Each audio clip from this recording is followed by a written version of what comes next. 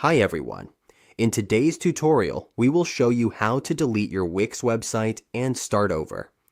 This is useful if you want to start fresh or rebuild your site from scratch. On your Wix dashboard, we will go to your sites. Here, we can click on All Sites. At the top, go to All Websites.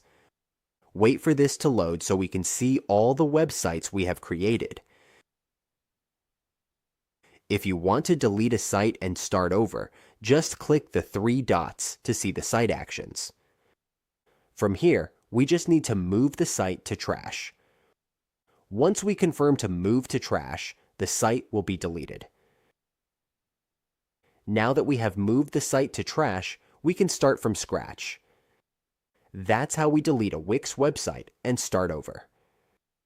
With this simple process, we can now go ahead and create a brand new site.